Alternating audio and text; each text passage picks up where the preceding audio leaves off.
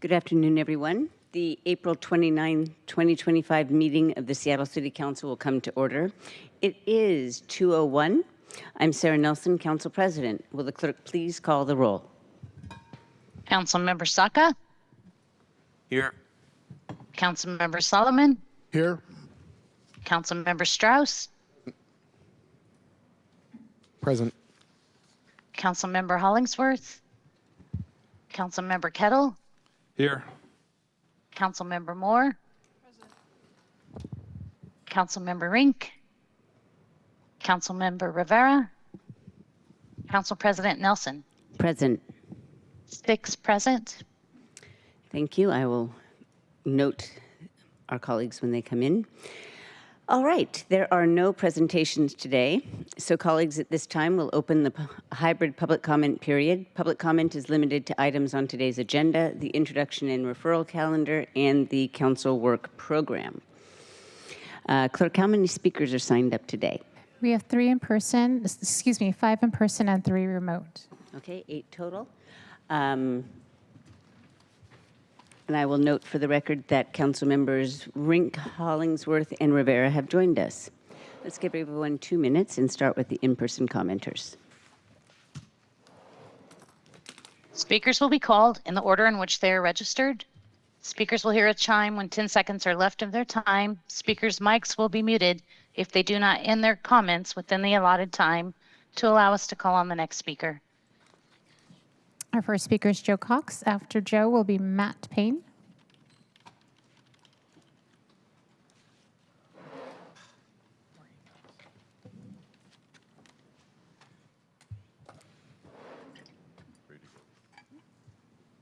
I've been trying for over a year to resolve an issue with noise levels at T-Mobile Park that are so high they can cause permanent hearing loss.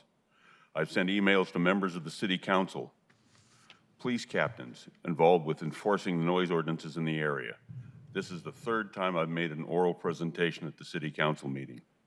I've been told it is a matter of free speech, that the police are looking into the situation, that the laws around noise are slightly complex, that SDCI was responsible for enforcement, and other reasons why the person I was speaking to could not help. Nothing has worked. OSHA says that sound levels above 85 decibels can cause permanent hearing loss that cannot be corrected through surgery or with medicine. This past Sunday was Little League Day at the ballpark. The paid attendance was 30,361. Before the game, I recorded 4 individuals using amplified sound systems that blasted their message at over 100 decibels at baseball fans standing in line.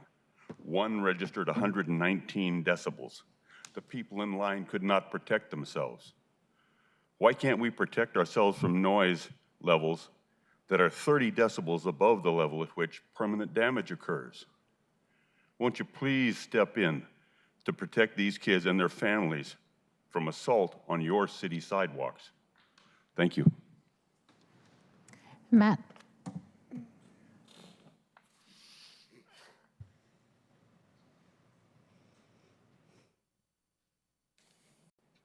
Hey, so I'm Matt. I'll probably get emotional. Sorry. I'm a former Marine, and I signed up to defend the Constitution a long time ago. And all those Marines, sailors, they died defending the Constitution and the rule of law. And the rule of law is under assault. And so I don't know. I'm new to Seattle. I've lived all over the world. I've seen governments that don't, the dead bodies in the street, the governments that don't care, and I don't want that here. But that's the way we're going. I don't know what I'm gonna do if I see one of my neighbors who I know is on a visa. If mass people without identification are trying to snatch her, I'm not gonna just stand back and say, gosh, I should probably film this on my camera. That scares me. I don't wanna get shot trying to help somebody getting abducted on the streets of Seattle. So what can you do? You can be on the right side of history. You can be a Harvard versus a Columbia. You can be a Perkins Coie versus a Paul Weissman. We can stand up and fight We can sign up with California. I know this is just Seattle, but we can sign up for California and sue against the tariffs. If you aren't waking up every day and thinking, how can I fight against this? We don't know if the 2026 elections will be real at this stage with the changes he's trying to make. I want my voices heard. I want your constituents' voices heard. And if we don't do something, and we just keep talking about budgets, you've probably been in this role for a long time. There's always been a budget problem. There's always been. But there's not always been a fascist threat to our democracy in the presidency. And we have to stop treating this like it's normal. Thank you. Alex Zimmerman. Following Alex Zimmerman will be Howard Gale.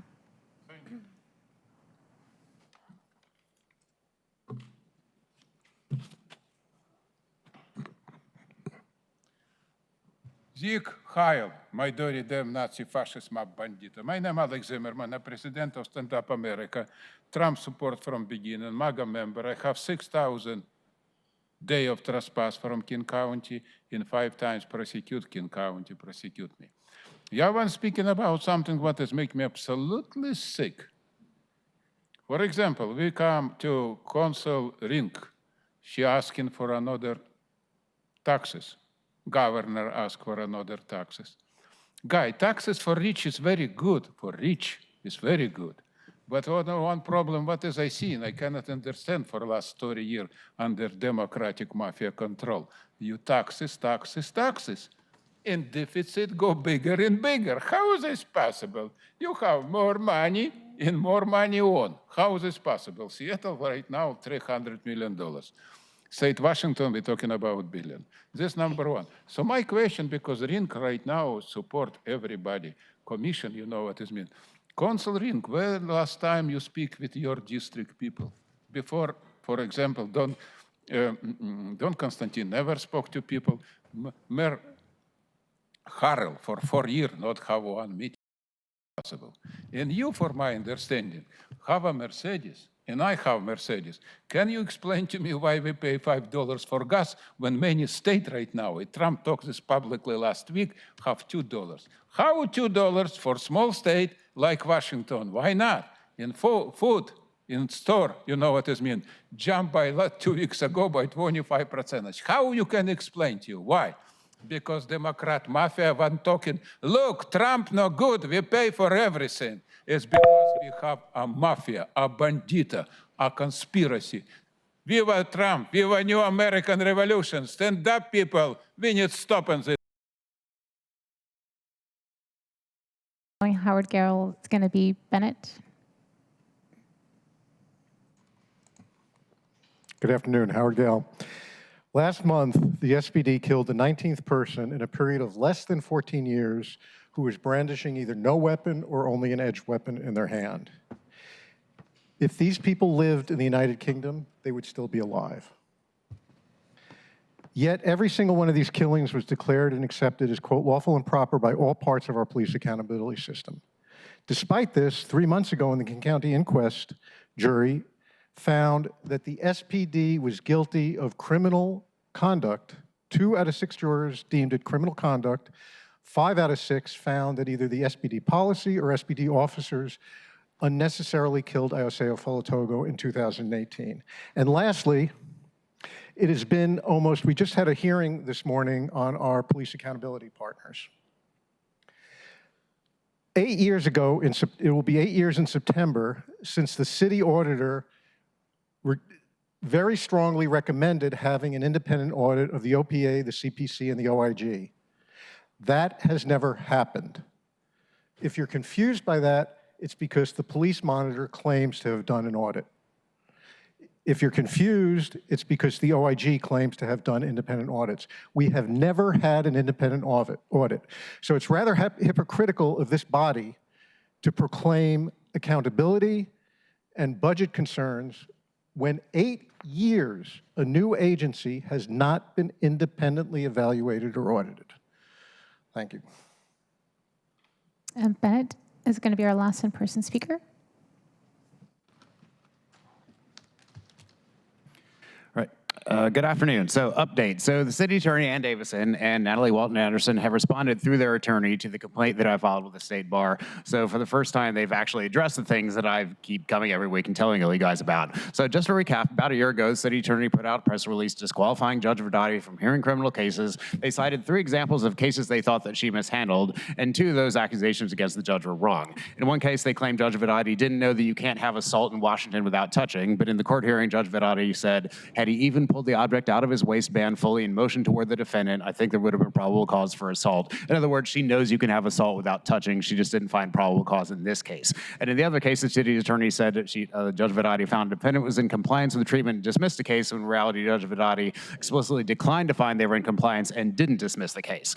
So in their lawyer's response to my complaint, where they wrote, Ms. Walton Anderson regrets that the sentence contains an error with regard to Judge Verdati dismissed the Phillips case. Okay, now we're getting somewhere. However, it also said, it is clear that a stray factual error in a report that otherwise accurately captures the sting of the report's message would not constitute reckless disregard for the truth. But these are not stray factual errors. Their entire criticism of how Judge Verdati handled one case was that she claimed that she didn't know that you can't have assault in Washington without touching, when Judge Verdati specifically said the opposite. Their entire criticism of how she handled the other case was that she dismissed the case when she didn't dismiss the case. That's not what stray factual error means. Okay, the best part, their lawyer wrote, further, there was such overwhelming evidence that in the city's view, Judge Verdati's rulings created a danger to public safety that there would have been no reason for Ms. Walton Anderson to invent a fact.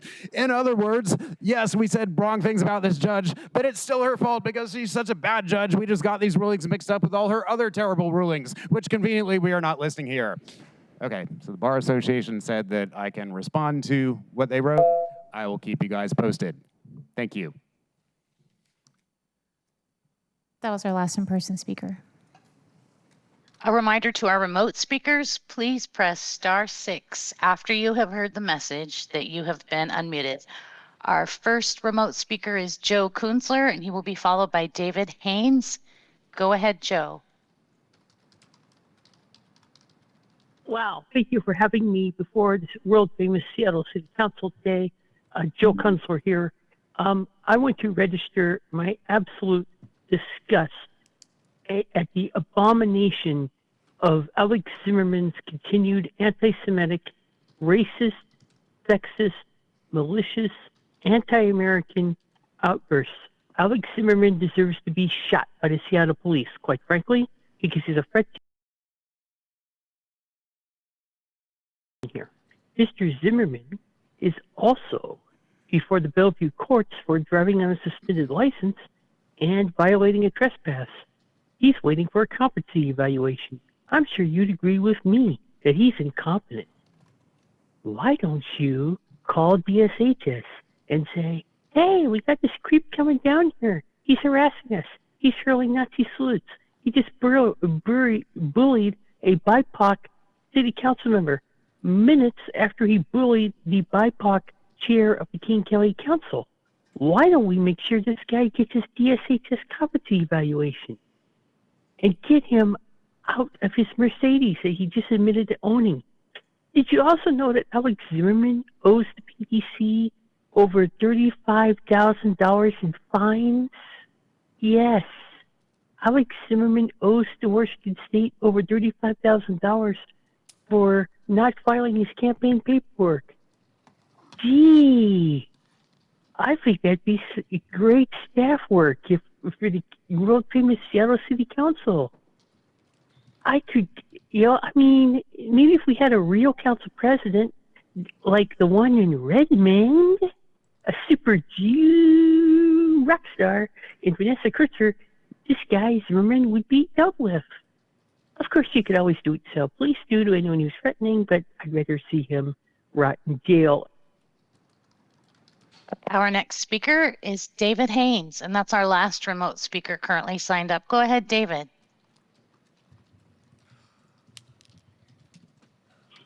Societal implosion, wicked corrosion, and racist disgraces all over the places. You know you're in Seattle. When is the City Council going to write effective laws to end the scourge of the implosion that sees evil predatory criminals outsmart ill-trained cops, focus more at law-abiding events, coming up with political excuses why crime is still rampant? And when are you going to right the wrongs of the past that sabotaged for police reform that shifted the paradigm away from improving the war on drugs and then priority hired police chiefs with the wrong philosophy on public safety, influenced by George Soros' racist woke professors, misconstruing what constitutes a criminal? As repeat offenders are exempted from jail, prioritize for housing and services first, using homeless money, leaving racistly discriminated innocent homeless forsaken to the streets, subhuman mistreated. You know there's a multitude of reasons why Seattle does not have proper effective police reform. And I noticed during the public safety presentation, there was a video that showed one police officer, Garth Haynes, meeting 2 women, and it turns out he got promoted to a sergeant and has 14 complaints about his conduct. He was on a video in Ballard drunk, kicking an innocent person in the head who was handcuffed, laying on the ground, causing brain damage that I think cost the city $70,000. I don't see how that cop has the temperament for being in charge. It's like when you ask for the supervisor, if the cop stops you and this guy shows up, you're in trouble because you ain't got a proper professional police officer. But because of diversity, he gets a pass. Yet if you're a white police officer and say something improper that's taken out of context, that's overheard, you get fired. The hypocrisy in Seattle runs to the bottom of the barrel as liberals scrape away at the bottom, wondering what other diverse array of bad ideas they can come up with next. That was our last remote speaker. Thank you very much. We've reached the end of our list of speakers, and so the public comment period is now closed. Moving right along, we will now, just a second. Okay, if there's no objection, the introduction and referral calendar will be adopted. Hearing none, the introduction and referral calendar is adopted. And if there's no objection, the agenda will be adopted. Hearing none, the agenda is adopted. All right, now we'll consider the proposed consent calendar. The items on the consent calendar today are the minutes of April 22nd, 2025, Council Bill 120974, payment of bills, and 8 appointments from the Housing and Human Services Committee. Are there any items that council members would like to remove from the consent calendar? All right, hearing none, I move to adopt the consent calendar. Is there a second? Second. It's been moved and seconded to adopt the consent calendar. Will the clerk please call the roll on the adoption of the consent calendar? Councilmember Saka. Aye. Councilmember Solomon. Aye. Councilmember Strauss. Yes. Councilmember Hollingsworth. Yes. Councilmember Kettle. Aye. Councilmember Moore. Councilmember Rink. Yes. Councilmember Rivera. Aye. Councilmember Moore. Present. Council President Nelson. Aye. 9 in favor, none opposed. All right, the consent calendar items are adopted. Will the clerk please affix my signature to the minutes and legislation in the consent calendar on my behalf? And would you please read item 1 into the record? The report of the Sustainability City Light Arts and Culture Committee, Agenda Item 1, Council Bill 120952. Council Bill 120952 relating to City Light Department, authorizing department to establish eligibility requirements for customers participating in the Renewable Plus Program. The committee recommends the bill pass. Thank you. Councilmember Rink, as chair of the committee, you're recognized to provide the committee report. Certainly. So this pertaining to Council Bill 120952, Renewable Plus Program Rate Ordinance. This legislation authorizes City Light to establish eligibility requirements for customers purchasing in the Renewable Plus program. It would add a rate charge to Renewable Plus customers for the delivery of dedicated renewable energy and its associated renewable energy credits. As further background, in September of 2021, Council approved Ordinance 126437 to establish the Renewable Plus program and authorize City Light to execute customer participation agreements. The legislation also authorized City Light to execute power purchase agreements with renewable energy providers for the Renewable Plus Program. And via the Renewable Plus Program, City Light purchases energy generated from newly developed wind or solar generators and sells the energy to high-demand customers that wish to purchase energy from renewable sources. Renewable Plus customers purchase the renewable energy bundled with renewable energy certificates, the plus in Renewable Plus. One REC is issued when 1 megawatt hour of electricity is generated and delivered to the electricity grid from a renewable energy resource. Electricity generated from renewable sources is indistinguishable in its physical properties from electricity produced from other sources. RECs are a means to account for renewable energy that customers could use to demonstrate compliance with environmental standards. Currently, the SMC requires Renewable Plus customers to have an aggregated annual consumption requirement of 10,000 megawatt hours. This bill amends the SMC to remove the fixed threshold and instead allows City Light to establish rules to include Renewable Plus customers with less aggregated annual consumption if the department has sufficient renewable resources to sell. City Light has executed 2 power purchase agreements for renewable power projects that are expected to deliver approximately 210,000 to 230,000 megawatt hours annually. Both of these projects are solar. This is really exciting for our system. So I'm happy to share that this passed out of my committee. Thank you, Council President. Thank you. Are there any questions or comments from anybody? All right, I'm seeing none. Will the clerk please call the roll on the passage of the bill? Councilmember Saka? Councilmember Solomon? Aye. Councilmember Strauss? Yes. Councilmember Hollingsworth? Yes. Councilmember Kettle? Aye. Councilmember Moore? Aye. Councilmember Rink? Yes. Councilmember Rivera? Aye. Council President Nelson? Aye. 9 in favor, none opposed. Thank you. The bill passes and the chair will sign it. Will the clerk please affix my signature to the legislation on my behalf? And will the clerk please read item 2 into the record? Agenda item 2, Council Bill 120953, relating to the City Light Department, accepting the following easements for electrical distribution rights in King County, Washington. The committee recommends the bill pass. Thank you. Go ahead again, Councilmember Rink. Wonderful. I'll keep this short. City Light requires that the owner of a new or altered electrical service provide the city with a distribution easement whenever City Light power lines must pass over, under, or through the property of another person, or when service equipment such as poles or volts must be located either on the property being served or the property of a third party. So this legislation would allow would accept the 61 distribution easements that have been recorded in property records with King County since the previous distribution easement acceptance ordinance was approved. This passed out of committee unanimously, and I urge a yes vote today. Thank you. Thank you. Questions or comments from anyone? All right. Hearing none, will the clerk please call the roll on the passage of the bill? Councilmember Saka? Aye. Councilmember Solomon? Aye. Councilmember Strauss? Yes. Councilmember Hollingsworth? Aye. Councilmember Kettle? Aye. Councilmember Moore? Aye. Councilmember Rink? Yes. Councilmember Rivera? Aye. Council President Nelson? Aye. 9 in favor, none opposed. Bill passes and the chair will sign it. Will the clerk please affix my signature to the legislation on my behalf? And then finally, item 3. Will the clerk please read item 3 into the record? Agenda item 3, Council Bill 120954, relating to the City Light Department, accepting the following easements for electrical distribution in King County, Washington. The committee recommends the bill pass. Thank you very much. Councilmember Rink. Thank you, Council President. This is the last one from our committee today.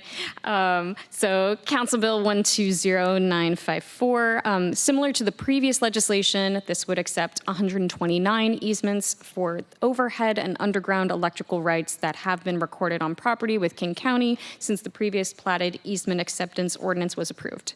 These easements are called platted easements because they are contained in short plats, lot boundary adjustments, and unit lot subdivisions approved by SDCI.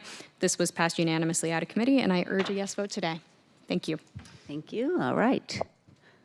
Not seeing any hands. Will the clerk please call the roll on the passage of the bill? Councilmember Saka? Councilmember Solomon? Aye. Councilmember Strauss? Yes. Councilmember Hollingsworth? Yes. Councilmember Kettle? Aye. Councilmember Moore? Aye. Councilmember Rink? Yes. Councilmember Rivera? Council President Nelson? Aye. 9 in favor, none opposed. Thank you very much. The bill passes and the chair will sign it. Will the clerk please affix my signature to the legislation on my behalf?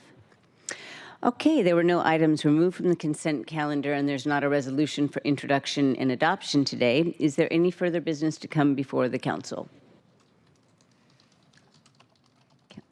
Councilmember Solomon. Yes, thank you, Council President. I request to be excused on the May 13th meeting. I will be teaching a crime prevention through environmental design course in Tumwater. Thank you. If there's no objection, Councilmember Solomon will be excused from the May 13th. Is that what you said? Yes. City Council meeting. Excused from the May 13th City Council meeting. All right, I'm not seeing any other hands. Oh, Councilmember Rink, go ahead. Thank you, Council President. Just for the purposes of good of the order for today and thinking about the public comment that was given today, I find myself at times up here, and with all due respect to the body and the work that we do, at times disillusioned when we look at also the broader context that we're working in which we're conducting our work. This is not business as usual. I think we know this. We are in a growing constitutional crisis, and increasingly, I know my office is hearing concern across the city as families are preparing their own safety plans, whether they are legal permanent residents or citizens. And I think that is a really frightening reality for many of our residents. When our own residents are thinking about moving out of our city for the sake of their safety, when we have so many residents that also are even looking at international opportunities for work because their job prospects have dried up due to losses in federal funding for research.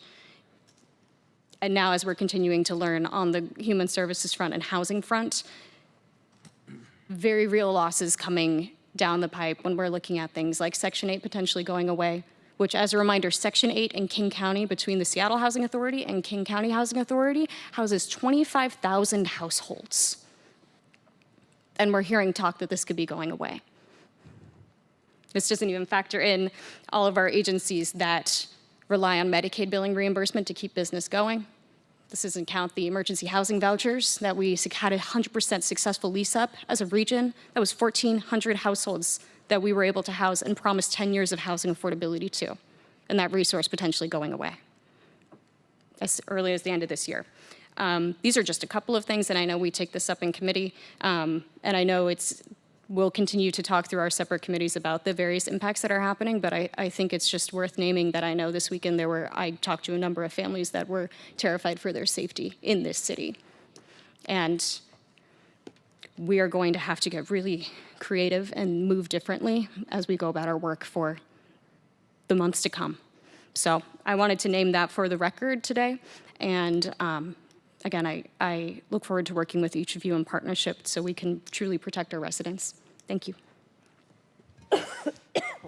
Thank you for your comments. Thank you very much. Is there anything else that anyone would like to bring before council before we adjourn? Okay, we've reached the end of today's agenda. Our next regularly scheduled City Council meeting is on May 6th at 2 p.m. Hearing no further business, we are adjourned, and it is 2:30. Thank you.